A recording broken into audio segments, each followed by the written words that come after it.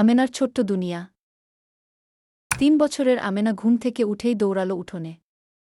ছোট্ট পায়ে টুকটুক করে দৌড়ানো আর তার খিলখিল হাসি শুনলে মনে হয় আনন্দে ভরে গেছে পৃথিবী।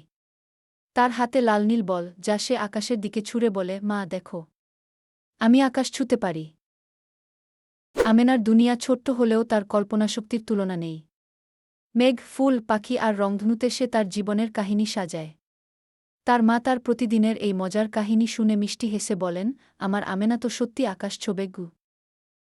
খেলার মাঝে আমেনা পেয়ে যায় এক দারুণ আবিষ্কার, উঠোনের মাটিতে পিঁপড়ার সারি।